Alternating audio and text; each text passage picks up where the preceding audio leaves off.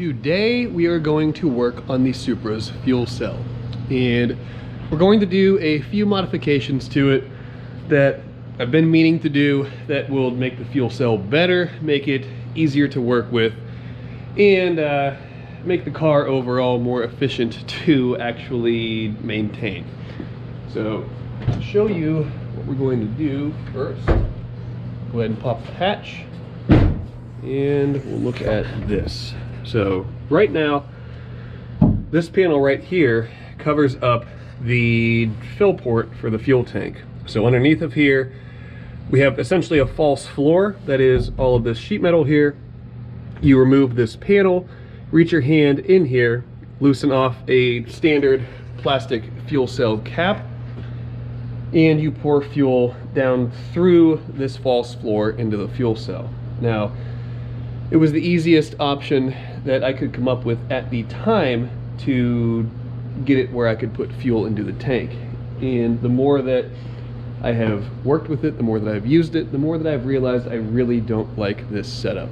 So what we're going to do is try to use this factory fuel door and come in somewhere on the side of the fuel cell, if we have room in here. Put a tube stub coming off of the side of the fuel cell. That tube will come up, go to our factory fill cap hole right here, I guess, and we'll be able to fill the car up like a factory Supra.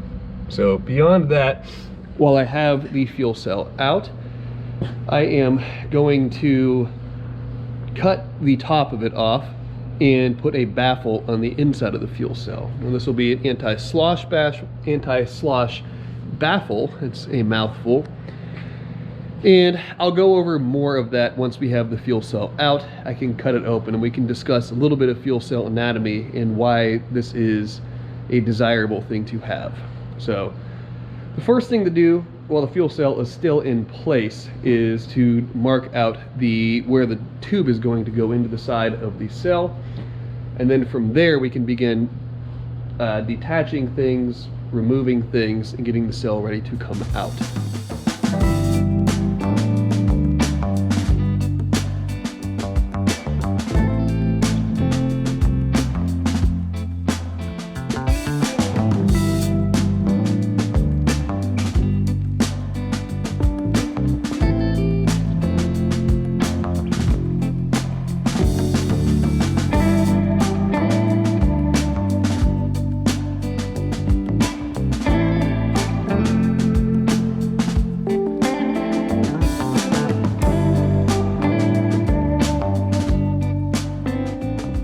The fuel cell is now out of the Supra. You can see the pump and the wiring dangling from the bottom of the car back there.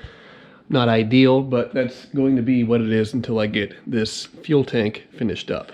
So I have everything disassembled the way it needs to be, aside from pulling the couple of mounting brackets, or the mounting clamps rather, off of the side of the cell. But I figured this would be a good opportunity to talk about how to work with a fuel tank in terms of welding it safely. So this fuel cell, I had obviously drained all of the fuel out of it, as you guys saw, but still it is not in the condition right now where I'm able to cut and or weld onto it. Now there's still a little bit of residual liquid fuel in the bottom of the cell that is just kind of inevitable. It's going to happen. So what I typically do, and what I'll end up doing with this, is either A, letting it air out, or B, actually flushing the cell out with water.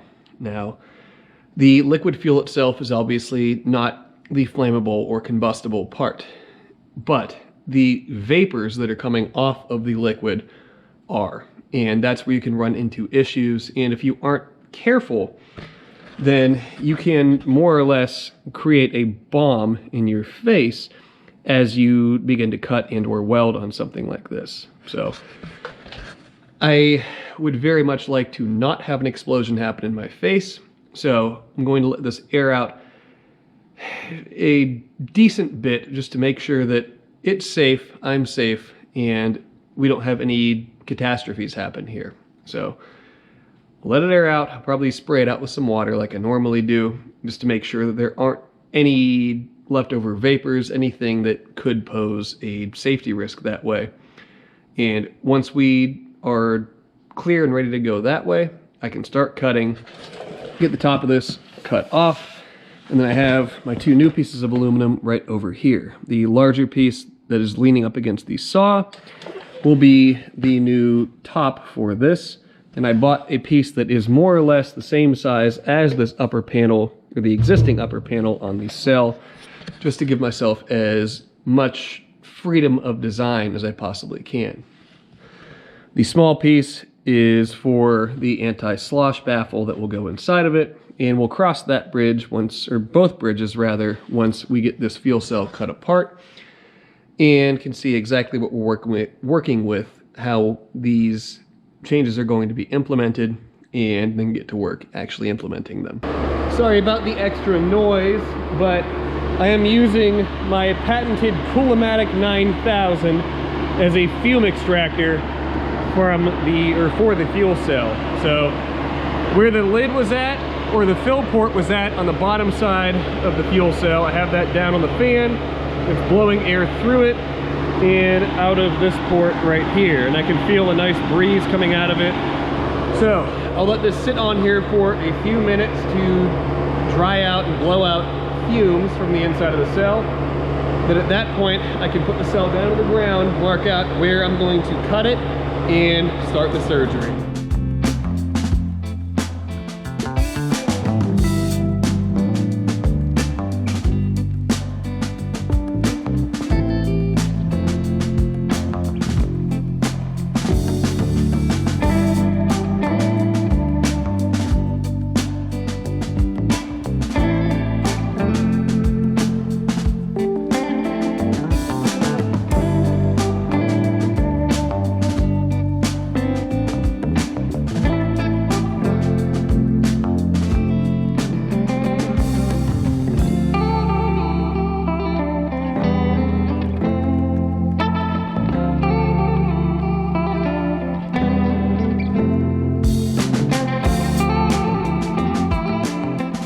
Well, I successfully managed to not blow myself up cutting the tank apart, and now we have a giant hole, which seems counterproductive, but is exactly what needed to happen to make this piece happen.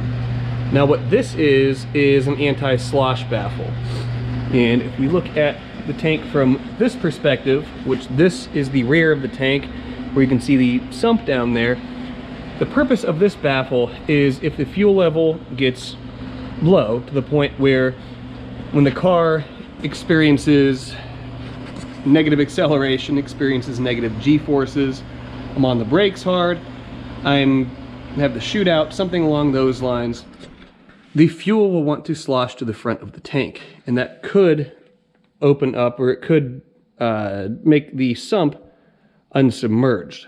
Now, that will cause the fuel system to suck air and will cause a lean condition, because you can't burn air unless you're using like a thermobaric weapon or something along those lines. So the goal of this baffle is, as the fuel sloshes forward, this will block some portion of the fuel from making its way to the front of the tank and keep the sump submerged, keep the fuel system happy and the car running correctly. So they're pretty simple to implement. All that I did, this is a 6-inch wide by 20-inch long piece of 1/8-inch aluminum sheet that I just went over and hammer bent on the tubing benders you guys saw. And now all that I need to do is figure out exactly how far I want it spaced from the edge of the sump, from the edge of this backside, some sort of a reference point. And then it's just a matter of tack, weld, and that portion will be done. So before I do that, I'm going to go ahead and deburr the inside of the tank where I had ran the angle grinder through it to cut our big access hole in the top here. Get all of that cleaned up, is that way I won't be contending with any bit of this baffle here. Once that's done, I'll vacuum it and then we can get to welding this baffle in its new home.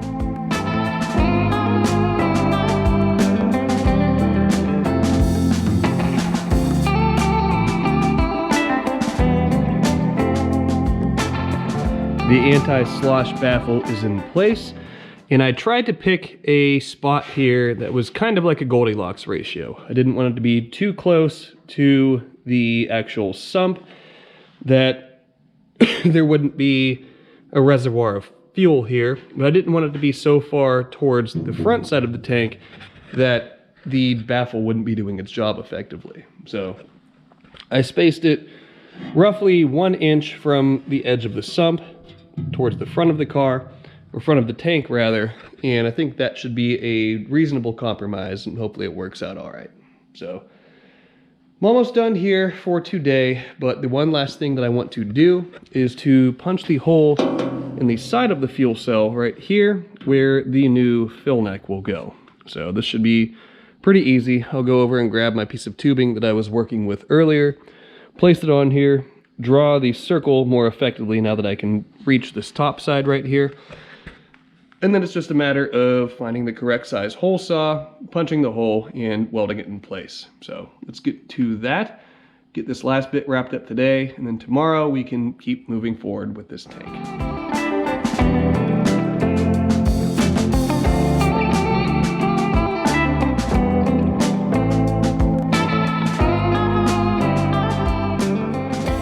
Just like that, we have the hole for the new fuel filler neck punched in the tank, and I just have this piece of tubing wedged in here for right now. So that is ready to weld, ready to go, or ready to be fabricated, as I have to determine the angle that this tube sits at to be welded in there. And I'm not going to do that today. It's later. I have a couple of buddies coming over here to play with some fun toys. We'll leave it at that. But this will be the first thing that gets knocked out tomorrow, and I'll put the tank back in the car, align this tube wherever it needs to be aligned to, and then I can tack it in the car, drop the tank out, weld, so on and so forth, the normal order of operations, and we'll be one step closer to getting this squared away. So I'll see you guys then. We'll get this tank knocked out, and before too long we'll have what should have been the tank initially, or the design it should have had initially, completed, and we'll have a little bit easier way to put fuel in this car. Today we're going to focus efforts on finishing the fuel cell. So yesterday obviously came in, got the anti-slosh baffle put in place, as well as putting the hole in for the filler neck. So the one outstanding item that I did not have, that I wanted to make this fuel cell completed, because once the new lid goes on top of it, it won't be easy to access the inside of it to clean out metal debris or anything along those lines, is a fuel sending unit. And I got lucky enough that my friends Bob and Sean, they had an extra fuel sending unit that they graciously gave me to see if I can make it work on this setup. So this is what I'm working with here. It's just a simple sending unit, if you guys can hear. It has an internal float, and this should be a GM style 0 to 90 ohm sending unit.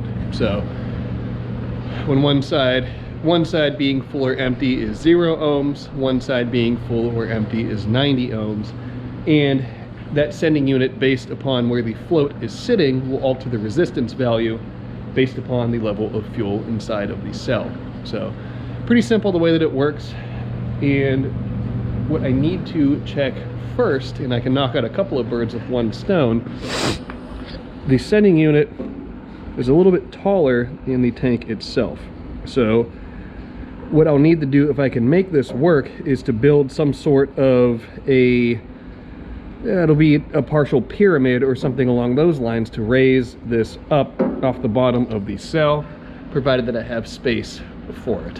So I'll be able to tell that once I get the cell put back in the car here momentarily, to fit up wherever the fuel filler neck is going to go. And I can also test for the sending unit as well. So I guess without further ado, let's go ahead, put the cell in the car, and then we can knock out those two items and be well on our way to finishing the cell up.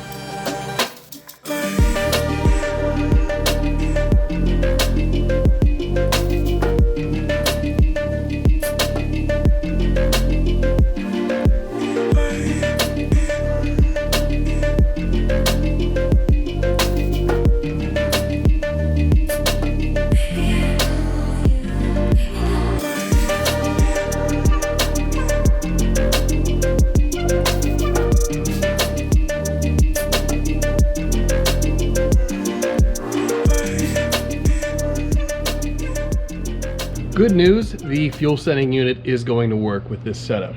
So if you look down into the hole here, you can see that I have a 3/4 inch aluminum block down there.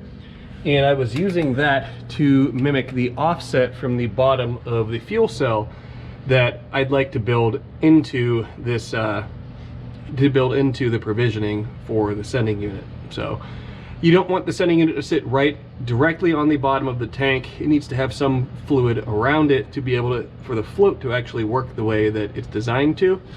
And with this 3/4 inch block down in here, it'll be spaced off of the bottom of the tank 3/4 of an inch. So all worked out well that way. And I have the sending unit debacle sorted at this point in time. So before I go ahead and pull the cell back out, I'll come over on this side and get the actual filler neck squared away. So I need to go from this tube right here, you guys can see that's coming out of the side of the fuel cell, up to the filler neck port right here on the side of the chassis. So you saw at the beginning of this whole fuel cell escapade, I welded the cap onto the filler neck stub, and I'll go ahead and take that, get it positioned on here where I want it to be, and then simply link A to B. And then I have one little retention tab up here where there's that screw going into that little metal tab. So this should be pretty straightforward, not anything too crazy to accomplish. So without talking anymore, let's go ahead and get to it.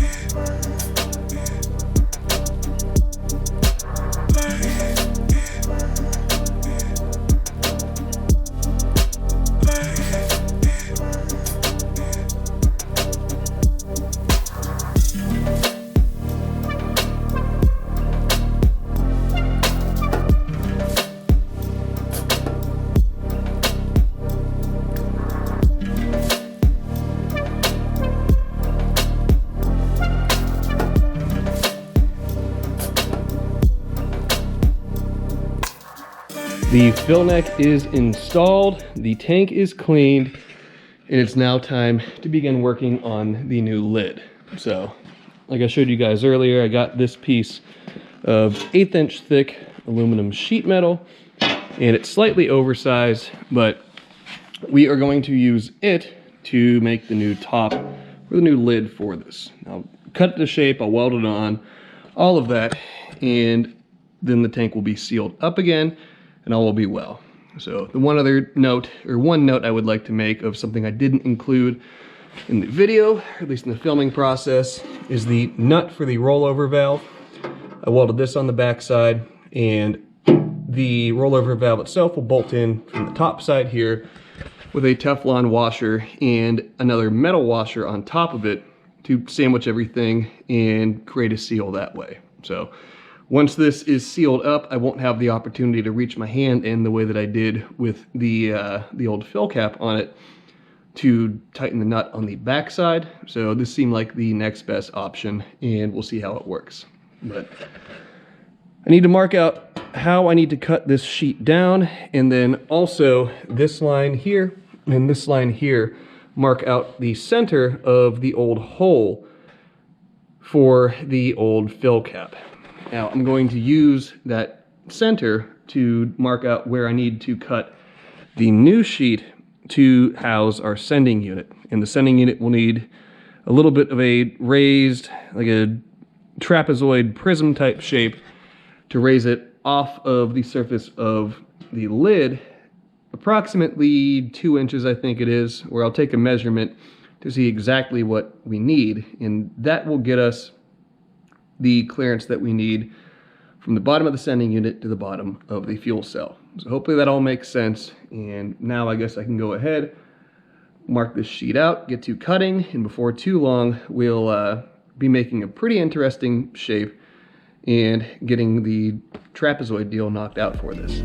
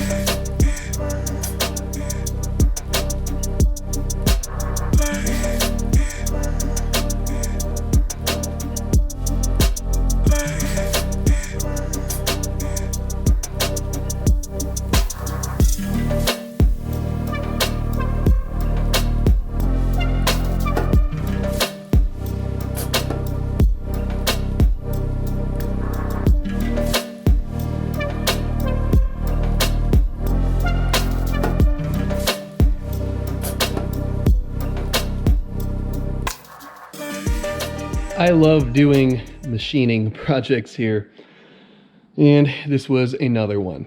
So what we have, just let me switch my hands. What we have here is the top plate, or the mounting plate, for the fuel sending unit. So this is a 3/8 inch thick piece of aluminum plate that I drilled a 1.5 inch center hole in, 5 holes tapped 1024. And now we have a nice home for the sending unit. Now, I did it this way as there isn't a great way to get onto the inside of the fuel tank now and fasten nuts. So I didn't want to deal with that, or I was not able to deal with that, and I didn't want to deal with trying to epoxy them on the backside and having fuel eat through the epoxy or something along those lines. So this was the next best option. And this will be part of our trapezoid deal that'll sit somewhere around here. And yeah, it actually will face that direction as well. So it'll sit 3/4 of an inch off of the bottom of the fuel cell. And with the new top on it, I just have to build that trapezoid piece that I keep talking about.